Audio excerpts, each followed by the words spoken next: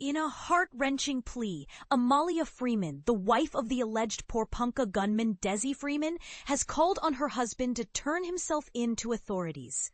Her statement, conveyed through her legal representative, expressed profound sympathy for the families of Detective Leading Senior Constable Neal Thompson and Senior Constable Vadim Waart, who tragically lost their lives in the line of duty.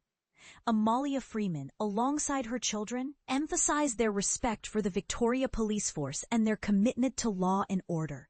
They firmly stand behind the police's efforts to resolve the situation swiftly and safely.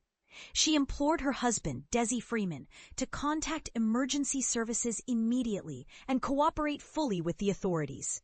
Amalia Freeman also appealed to anyone who might be assisting or harboring her husband to come forward and assist the police. On Thursday evening, both Amalia Freeman and her teenage son were taken into custody during a raid in Porepunkah. However, they were later released without charges, as Victoria Police chose not to disclose the reasons for their arrest.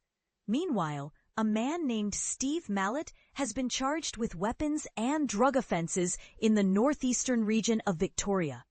Authorities are investigating any potential connections between Mallet and the ongoing search for Dezi Freeman. The major search operation for the 56-year-old, who describes himself as a sovereign citizen, has now entered its sixth day.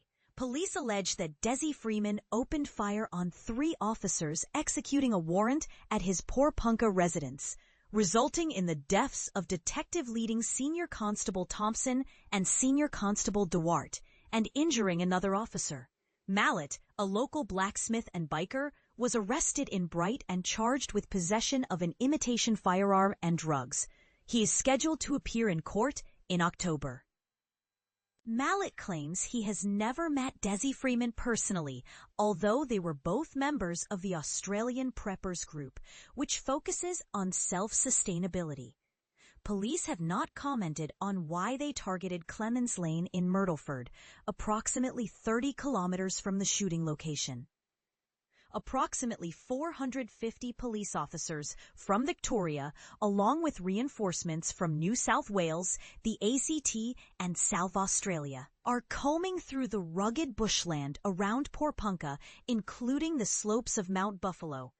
The search headquarters has been relocated from a commandeered winery to a government facility in Ovens, 10 kilometers away, to better support ongoing operations.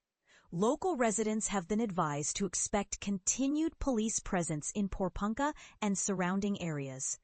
Emergency warnings describe Dezi Freeman as armed and dangerous, urging caution and restricting non-essential travel. Despite the heightened security measures, the town of Bright was bustling with activity as skiers and snowboarders headed to nearby ski resorts. Mount Buffalo National Park remains closed due to safety concerns. The region experienced significant snowfall during a severe weather event on Friday night, complicating the search efforts. Businesses in Porepunkah have reopened, but the streets are quieter than usual for this time of year. Cafe owner Jacob Hanna has requested state government assistance to mitigate the financial impact on local businesses. Police have pledged to remain in Porepunkah until Dezi Freeman is apprehended. However, resources may be strained on Sunday as large protests are expected in Melbourne. This incident highlights the complexities and dangers faced by law enforcement in rural areas and the community's resilience in the face of adversity.